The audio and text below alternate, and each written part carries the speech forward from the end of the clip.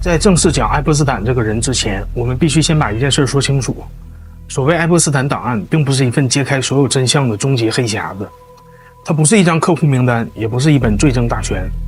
它更像是一间被强行打开的仓库，里面堆满了来源各异、性质不同、可信度参差不齐的文件碎片。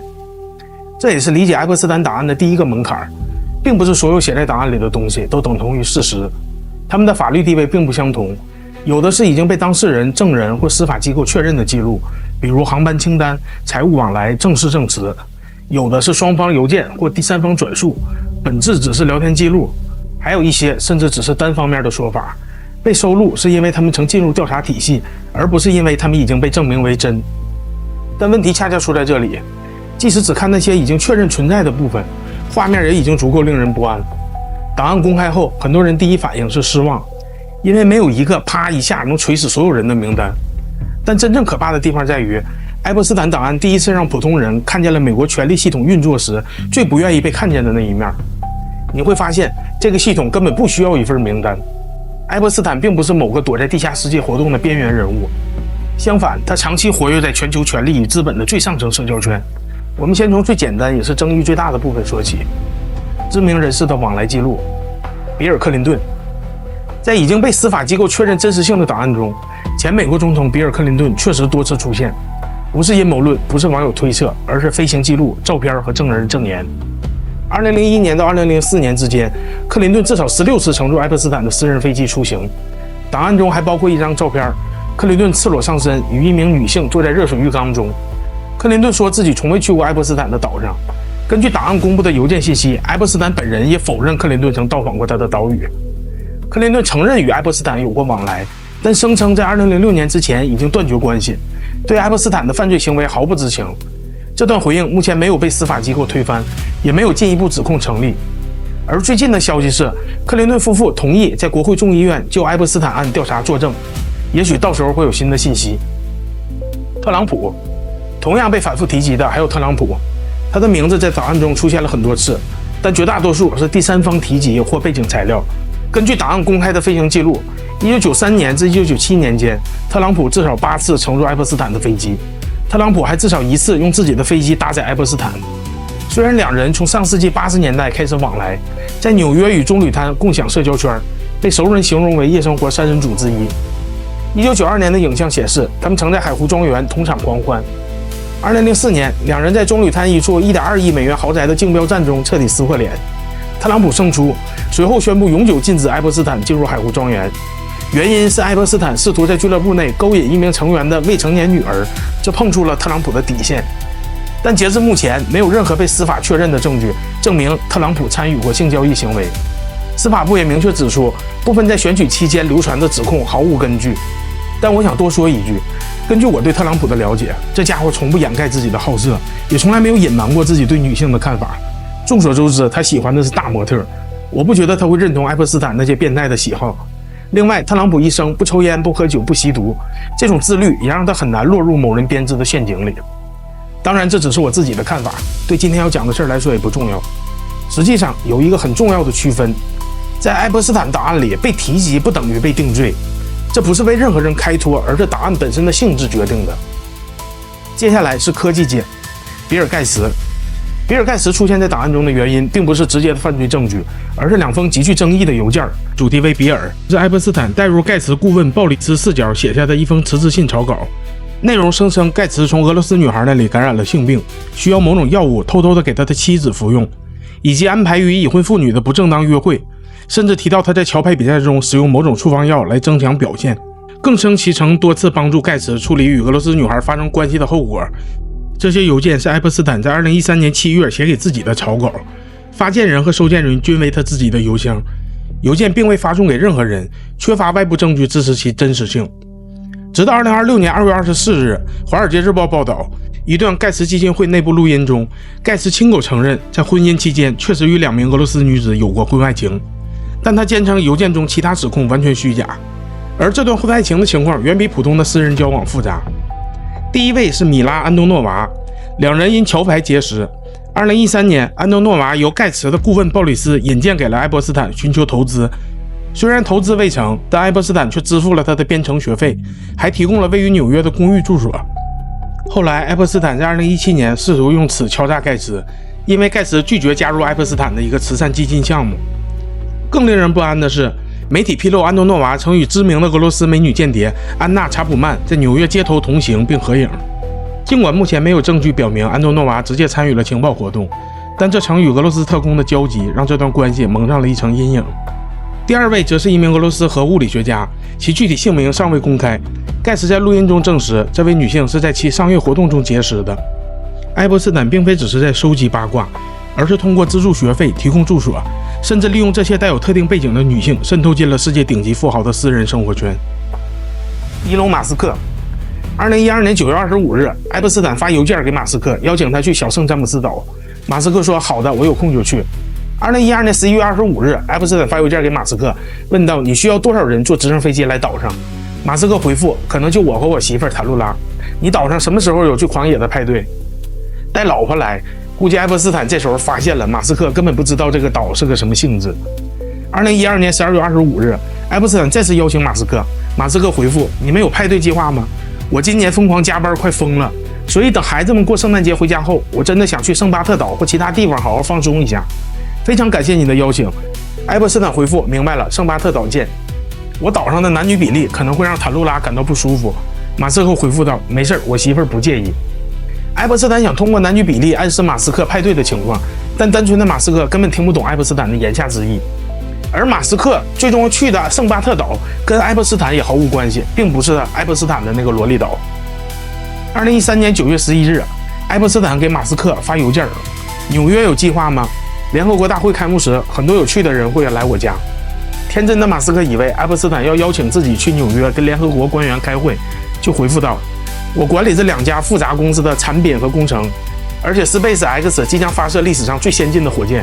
飞到纽约去看联合国外交官什么都不做是浪费时间。”爱泼斯坦直接破防，质问马斯克：“你以为我是弱智吗？开玩笑的，这里没有超过25岁的，全是超级可爱。”之后他们还通过邮件聊过几次派对的事，但很显然爱泼斯坦已经放弃了，没有一次约成。2013年以后，他们2人再也没有互动过。因为马斯克自己在 X 上承认这些邮件都是真的，所以根据这些内容可以证实，马斯克从未去过那座岛，也未参与过任何相关活动，没有证据显示他撒谎，也没有司法文件指控他违法。接下来是谷歌，谢尔盖·布林。谷歌联合创始人谢尔盖·布林与爱泼斯坦的情人吉斯兰·麦克斯韦之间存在长期密切的社交往来。一位未具名的受害者在证词中提到，他在2007年与岛上遇到了谢尔盖·布林。这名受害者在诉讼中指出，他在2006年10月至2007年4月期间被爱泼斯坦以及其招募者诱骗至岛上，遭到性虐待与囚禁。他明确提到，在岛上期间，爱泼斯坦没收并控制了他的护照，且在他试图逃跑时曾派出搜查队寻找他。目前的法律文件和受害者证词仅显示布林在同一时期出现在岛上，并没有受害者指控布林参与了针对未成年人的性侵或任何犯罪活动。同样被反复提及的还有硅谷投资人里德·霍夫曼、PayPal 创始人彼得·蒂尔，他们与爱泼斯坦存在通信、资金往来、共同筹款等事实。他们的统一回应是否认参与任何犯罪行为。目前司法系统也确实没有对他们提出刑事指控。有趣的是，就在现在，马斯克正在 X 上跟里德·霍夫曼进行朴实无华的对骂。他俩过去也是好哥们儿，但现在一个左一个右，美利坚社会割裂之耻，真让人感叹。然后是王室，安德鲁·蒙巴顿·温莎，英国安德鲁王子啊，现在不能叫王子了，他是档案中最难回避的名字之一。邮件中他被称为 The Duke， 跟爱泼斯坦讨论过在白金汉宫共进晚餐，还提到过为他介绍一名26岁的俄罗斯女性。受害者弗吉尼亚·朱弗雷指控，在17岁时，他被贩卖给安德鲁王子，并在伦敦发生性关系。档案中的一封2015年的电子邮件显示，麦克斯韦曾证实朱弗雷与安德鲁王子的合影是真实拍摄的。另一名受害者通过律师声称，他在20多岁时被送往安德鲁王子的官邸皇家别墅，与其发生性关系，随后还被安排参观了白金汉宫。BBC 报道的一封2011年的法律信函显示，一名脱衣舞女受雇于爱泼斯坦为安德鲁王子表演，随后爱泼斯坦向其提出了设计安德鲁的3P 建议。档案里还有一张照片，显示安德鲁王子伏在一名女性身上。尽管安德鲁王子在2022年与朱弗雷达成了庭外和解，并支付了巨额赔偿金，但他始终未承认法律责任。英国政府已经正式要求调查，并建议安德鲁王子配合美方司法程序。2025年10月17日，安德鲁被撤销一切头衔、职务和荣誉，从贵族名册中被除名，个人资料从王室网站上被移除。莎拉·弗格森档案还披露了安德鲁的前妻莎拉·弗格森与爱泼斯坦之间大量高度亲密，甚至带有卑微色彩的邮件。2009年8月，莎拉在一封感谢信中写道：“谢谢你，杰弗里，谢谢你做我一直向往的哥哥。”什么梦中的欧巴剧情。2010年1月30日，他给爱泼斯坦发邮件说，他称赞爱泼斯坦是传奇，并写道：“我的爱、感激之情已无法言表，我随时为您效劳，娶我吧。”2009年的一封邮件中，我今天急需2万英镑的房租，房东威胁说，如果我不付钱，就要把这件事告诉报社。你有什么好主意吗？王室玩的是真花呀！我念这些邮件内容都鸡皮疙瘩掉一地。然后是挪威王储妃梅特玛丽特。在这批档案中，挪威王储妃梅特玛丽特的名字出现了超过1000次，其中包括2人之间大量的电子邮件往来。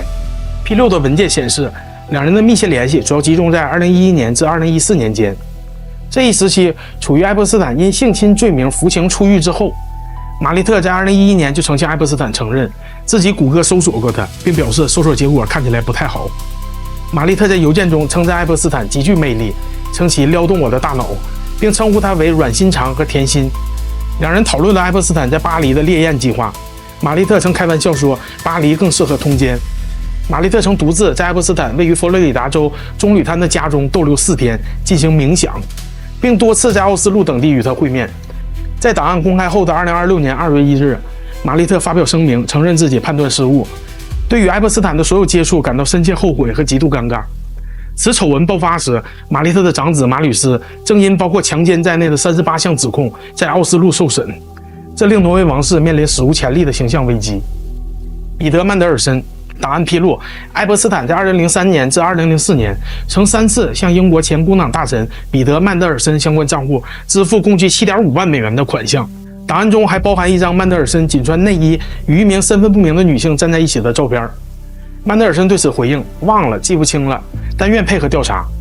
事发后，曼德尔森辞去了工党党籍，退出了英国上议院。伦敦警察厅已于2026年2月3日宣布正式启动刑事调查。还有个关于他的趣闻：2009年6月，爱泼斯坦曾致信彼得·曼德尔森，要求他利用其政商关系，帮助莱昂纳多·迪卡普里奥牵线搭桥，寻找国际品牌的广告代言或赞助机会。有趣的是，目前公开的档案中没有任何关于迪卡普里奥和爱泼斯坦相识的证据。爱泼斯坦的受害者之一乔安娜·肖伯格在早前的证词中提到，爱泼斯坦非常喜欢向人炫耀他认识迪卡普里奥、布鲁斯·威利斯和凯特·布兰切特等好莱坞明星。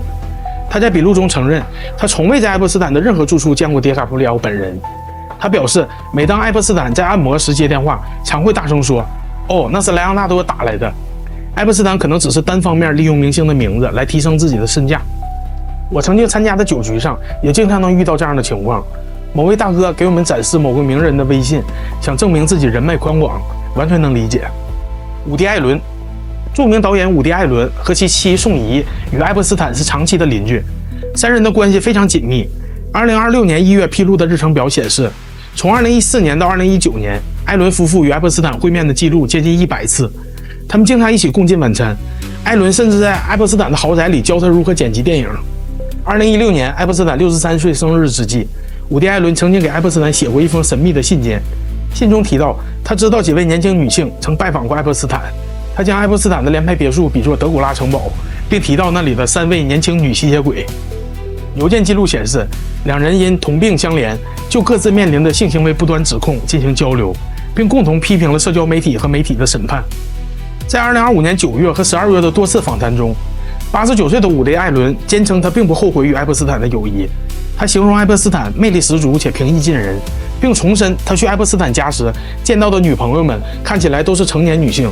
他本人并没有看到任何非法活动的迹象。可能有人不知道这位重量级导演过去干过什么，我简单讲一下。他曾经被指控猥亵他的伴侣米娅·法罗收养的7岁女婴迪伦·法罗，虽然最终没有被定罪，但他后来娶了米娅的另一个养女宋怡。米娅在发现他拍摄宋怡的裸照后大发雷霆，并跟他分手。需要说明的是，1992年事发时，宋怡已经21岁了。如今两人一直保持着婚姻关系，但整个事件就让人隐隐觉得哪里不对。哈维·韦恩斯坦，爱泼斯坦与臭名昭著的哈维·韦恩斯坦关系密切。档案证实，两人是纽约州南安普顿著名的75曼餐厅的常客。他们在该餐厅有一张常年预定的 VIP 餐桌，作为他们物色年轻女性和进行权力交易的非正式办公室。2026年7月，该餐厅的老板扎克·艾德姆为了象征性的与这两个臭名昭著的客户切割，公开用斧头和雪橇锤砸碎了这张桌子，随后付之一炬。他当时表示，这张桌子将从此免于这些性虐待者带来的污垢。两人后来决裂的事件也很有趣儿。爱泼斯坦曾安排他的一名宠儿为韦恩斯坦提供按摩服务，在过程中，韦恩斯坦试图强行将按摩转变为性行为，遭到该女性拒绝后，韦恩斯坦对其进行了激烈的言语辱骂。虽然爱泼斯坦本人也在长期施虐，但他认为韦恩斯坦对他钦点的女性表现出这种侵略性和不尊重，是对他权威的挑衅。爱泼斯坦随后将韦恩斯坦踢出家门，并下达了永不准回来的禁令，两人从此断绝了私人往来。还有几件耸人听闻的事件值得一讲。超级婴儿计划与乌克兰实验室。布莱恩·毕肖普是一名知名的比特币开发者和超人类主义者。在2026年2月初披露的通信中，毕肖普曾致信爱泼斯坦，寻求对其人类基因强化与克隆项目的支持。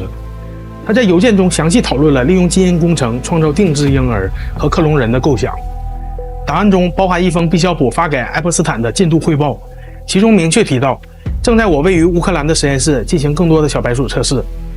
邮件显示，该项目的目标是实现人类精子的基因改造，以筛选并增强特定性状，从而创造出所谓的超级人类。这与爱泼斯坦长期以来试图在自己的新墨西哥州佐罗牧场通过受孕20名女性来播种人类的优生学计划高度契合。俄罗斯得知消息乐坏了，称这证实了美方在乌克兰领土上进行的秘密科学实验。只是没想到剧情不是生化危机，是祖国人。但我还是要说一句，这也只是两个人的邮件来往记录中提到的内容，目前没有任何证据表明该构想进入实施阶段，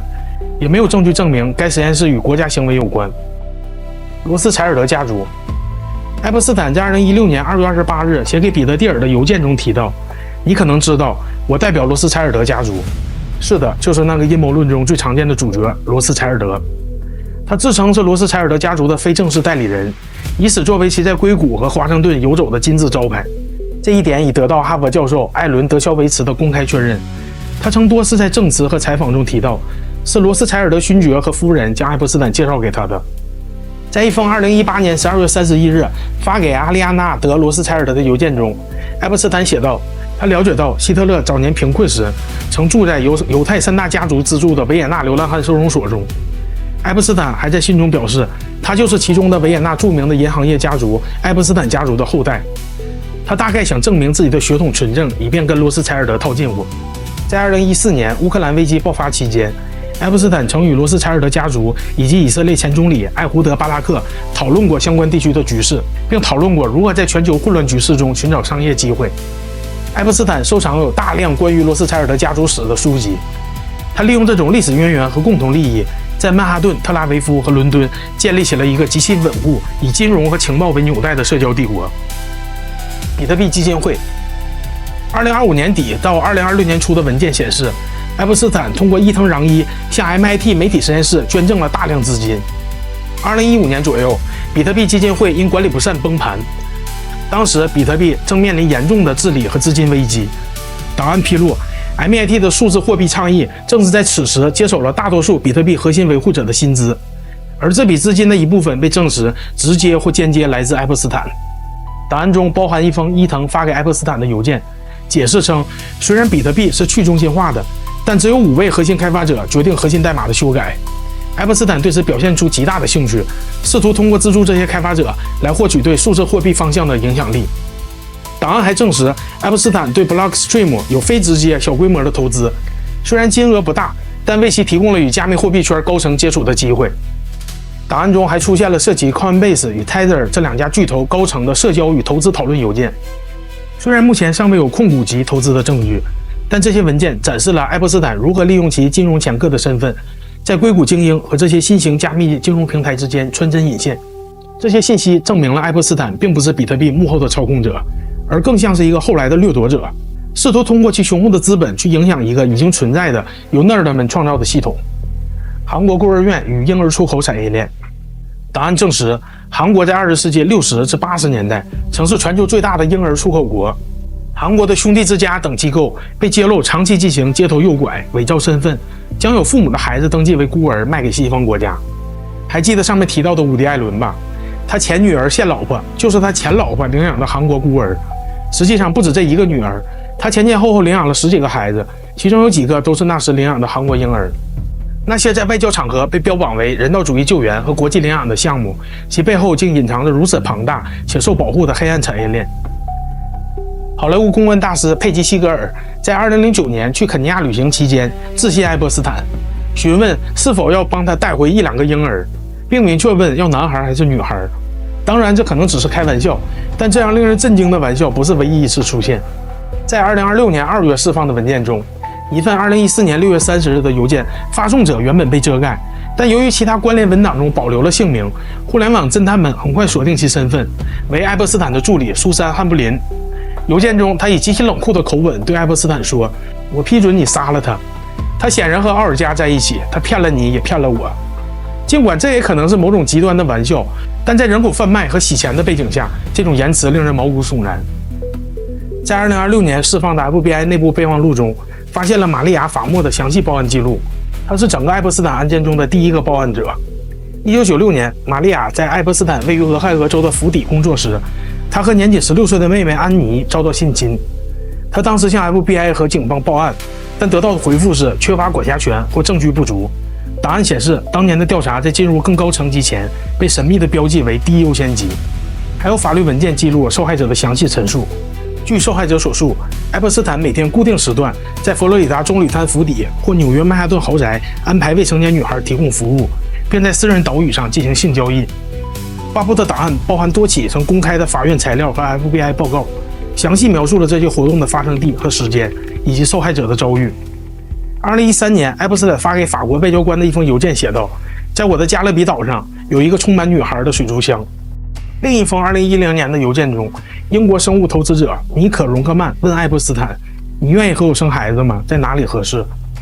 爱泼斯坦有2本被称为黑皮书的通讯录，它们并不是秘密文件，而是印刷成册的私人电话簿，里面密密麻麻地记录着政要、富豪、媒体人、明星、学者和王室成员的联系方式。他们本身并不证明犯罪，却证明了一件事：爱泼斯坦并不是混进上流社会的骗子，他本来就在里面。以色列前总理埃胡德·巴拉克、英国前首相托尼·布莱尔、沙特王储穆罕默德·本·萨勒曼均出现在黑皮书或通信关联中。到这里，你可能发现一个共同点：这些人当中，有人可能无罪，有人可能撒谎，有人可能永远不会被定罪，但他们共享一个环境，一个允许爱泼斯坦存在的环境。在2025年12月19日，爱泼斯坦档案透明法案截止日期后，司法部虽然公布了数百万页文件，但内容依然存在着大量重度涂黑。现任 FBI 局长卡斯帕特尔曾承诺彻底公开档案，但在他正式入主 FBI 后，却称没有可靠信息显示爱泼斯坦向其他人贩运受害者。这种从揭秘者到防御者的转变，体现了权力系统对真相的吞噬。档案显示，现任美国商务部长霍华德·卢特尼克曾在1998年通过爱泼斯坦作为受托人，拥有全权委托书的实体，购入了爱泼斯坦隔壁的豪宅，并到2018年悄悄结清贷款。这种邻居式的利益绑定是理解爱泼斯坦圈子生存逻辑的关键。而即使在2019年死后，爱泼斯坦的遗产依然通过复杂的离岸信托和风险投资，在2025年产生了数亿美元的收益。他留下的黑暗系统至今仍在平稳运行。即便剥离所有阴谋论，单看这些被确认存在的关系、往来与制度漏洞，已经足以令人震惊。一个被多次举报、最终定罪的性犯罪者，能够在数十年间与总统、王室、亿万富翁、顶级学者、媒体精英保持稳定互动，能够在服刑之后迅速被重新洗白，再次进入权力场，能够在被怀疑的同时继续被邀请、被信任、被纵容。所以，爱泼斯坦档案真正揭示的并不只是一个恶魔，它展示的是这个恶魔是如何在一个自称文明、自由、法治的系统里被制造出来的。不是因为他多聪明，而是因为这个系统允许他存在、繁殖，并长期不被清算。爱泼斯坦不是这个故事的终点，它只是让这个系统露出了它原本就存在的裂隙。谢谢你。你看我的视频。如果你喜欢这样的故事，请关注、点赞、分享给朋友们。你的支持是我更新的最大动力。咱们下期见。